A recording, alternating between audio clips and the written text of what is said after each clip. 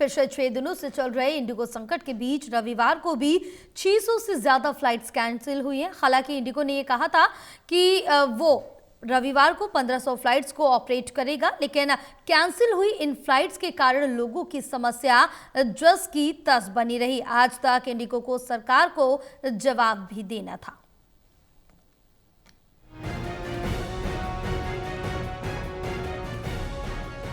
देश में पिछले 6 दिनों से चले आ रहे इंडिगो विमानों का संकट रविवार को भी जारी रहा। रविवार को इंडिगो के कई दावों के बीच 600 से ज्यादा फ्लाइट्स कैंसिल हुई।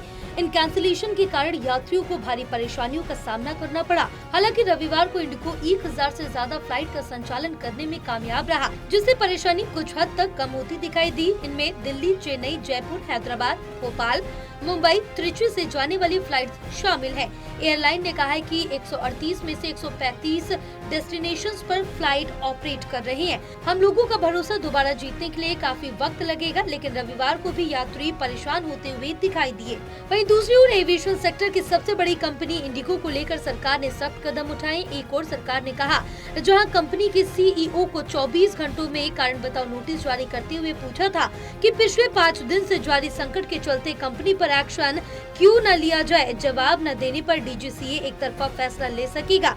वहीं बाकी एयरलाइन के बढ़ते किराए पर रोक लगाते हुए हवाई एरिया फिक्स कर दिया गया था। वहीं कंपनी को यात्रियों के रिफंड भी जल्द से जल्द वापस करने के निर्देश दिए गए, लेकिन यात्री अभी भी शिकायत कर रहे हैं। पता चला था कि इंडिगो की व्यवस्था में कुछ गड़बड़ियां चल रही हैं, तो मैंने सोचा कि कस्टमर केयर से फोन कर लें या हम अपना मैसेज देखें कि कुछ उन्होंने कैंसिल तो नहीं की। तो कल तक मुझे कोई मैसेज नहीं मिला, आज सुबह तक कोई मैसेज नहीं मिला। आज मैं जब एयरपोर्ट पे आया 9:45 बजे और मेरी फ्लाइट 11:40 पे थी, तो उन्होंने कहा आपकी फ्लाइट कैंसिल हो गई है। तो मुझे बड़ा अफसोस हुआ कि भाई इनको कम से कम 4 घंटे पहले तो इन्फॉर्म करना ही चाहिए, सूचित करना चाहिए। इनका 10:20 पर रिकॉर्डेड मैसेज आया, तब ये पता चला कि फाइनली ये कैंसिल ही हो गई है।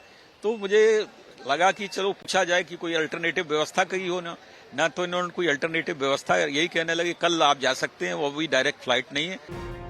फिलहाल जिस रविवार से उम्मीद थी कि वो एयरलाइन यात्रियों की परेशानी को कम करने की खबर लेकर आया, अब देखना ये होगा कि सोमवार को इस संकट के लिए क्या नई खबर सामने आती है।